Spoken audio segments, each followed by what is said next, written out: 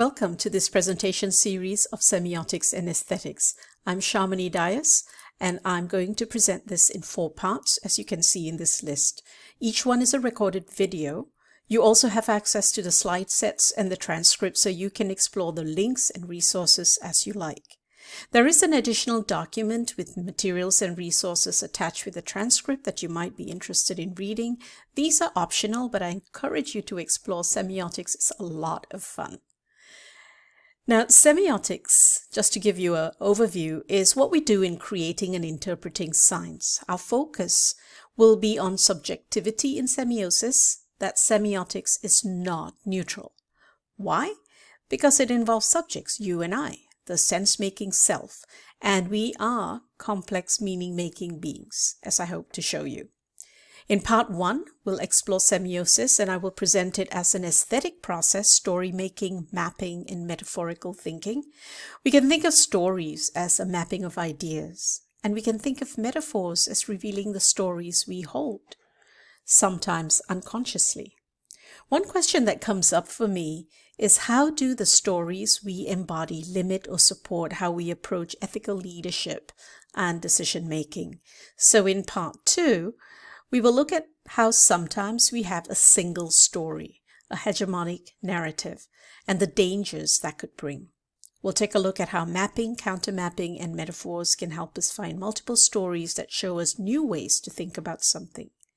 Part 3 will be an opportunity for you to try some mapping and countermapping, and in part 4 we'll take a look at metaphors as semiosis.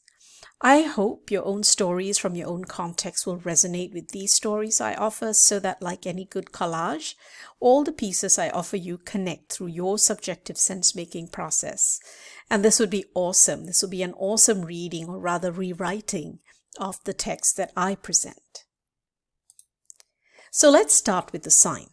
A sign, like the word tree, has 2 elements: the signifier, the word or sound tree, and the signified, what is called up in your mind by the word or the sound tree.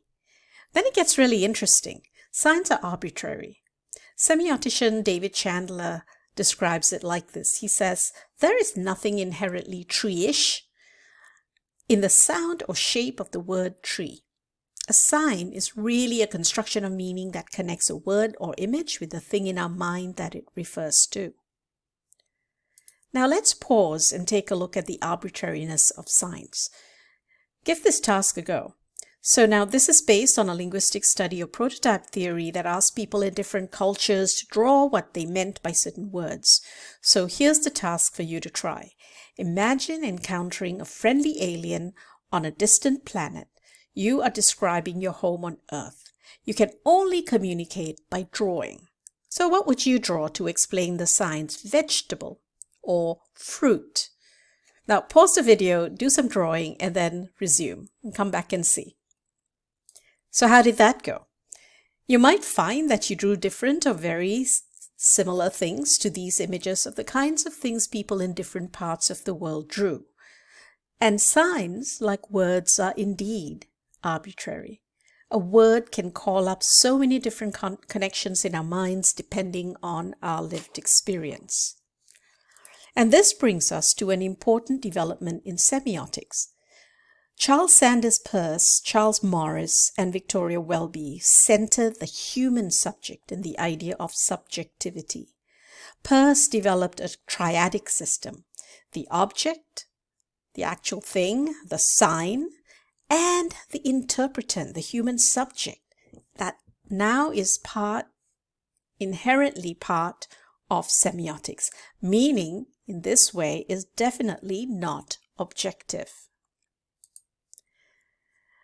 Another philosopher adds to this, Merleau-Ponty. He brings in a whole human being and the phenomenological nature of perception. Knowing and meaning includes our embodied self. We are immersed in the world, we're not separate from it. And the really important thing he brought to this conversation is that meaning making is not just cognitive. It's an outcome of our physical, embodied, lived experience. Our physical social selves are as much a part of the meaning-making process as our brains. So, when we sense make, it's not just a cognitive process. We sense make from our embodied self, that wild mix of biohistorical physiologies, neurological patterning, intersectional identities that are given to us by social patterns, our location in history and time, our emotions, attitudes, values, assumptions, our beliefs. The biophysiological aspect is often the really overlooked part, and yet this is such a big part of how we are shaped and in turn how we shape meaning. Now just think how the world ascribes meaning in response to tallness, presenting as female or transgender, being black, speaking a different language, being left-handed, being physically handicapped, and a whole host of physiological things. So my physical social self turns out to be a complex system of signs that is imposed on my body by external social systems, social mores, culture, how the world reads me. And in turn then, when I sense make, my embodied sense of self with all its emotions, values, and assumptions will come into play in my subjective interpretation and responses to the world. So our inner sense-making interacts and shapes the outer sense-making. What a complex intersubjectivity there is in how we interpret signs, how we attribute meaning and make sense of our lived experiences. So what seems a simple act of meaning-making is really an awesomely rich and complex outcome of all of who we are. And with this comes a wicked problem of working with groups of people and trying to work with social change. And for me as an educator, this is a huge problem. And so we can begin asking, is there an ethics in semiotics? Now let's turn to the idea of semiotics as story and pattern. The idea of a subjective liminal self as an interpretant, the self doing sense-making, moved semiotics away from this objective code, decode, sender, receiver process, the Shannon-Weaver model, to a complex subjective neuro-social process. I like to think that as semiological beings, we are creative pattern-seeking selves. When we make sense of the world and of ourselves, we are constantly connecting the signs that we see and experience with memories and interpretations of sign systems we have previously gathered in an evolving process. One way of thinking about this is that we story ourselves and the world. This is an aesthetic process, often an unconscious one. We each are the main protagonist in our stories, in how we select our signs, how we connect them. Not all signs are salient to us either. You and I can experience something together, but your pattern, your story from that same set of event signs can be very different, and sometimes different at the different times we tell them, and different depending on who we tell them to. So here's a graphic example. In this figure, you have a bunch of signs on the left, right? They're just signs in the world. And then we pattern them through this semiotic process. And you notice on the right, there are three stories or patterns, but they're kind of all related. Flowers. So the stories are clearly sufficiently the same to be coherent. This is like maybe telling different narratives that fit within a cultural pattern, for example, multiple stories of climate change. So we tell different stories about it, but within the pattern of dangerous human impact on planetary survival. But there are other stories, widely different patterns that others will make from the exact same set of signs.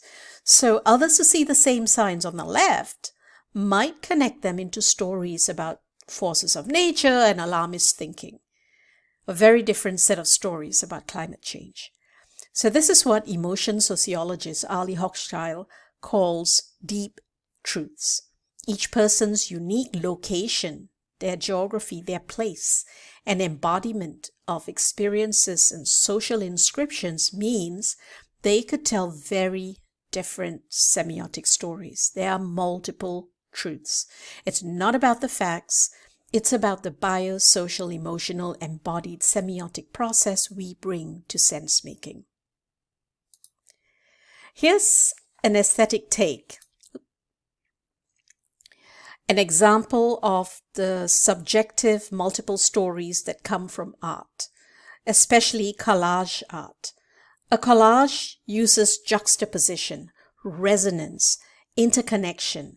Meaning comes from dynamic relationships between elements of the artwork, between fragments. The ultimate source of meaning comes from the sense maker, the viewer.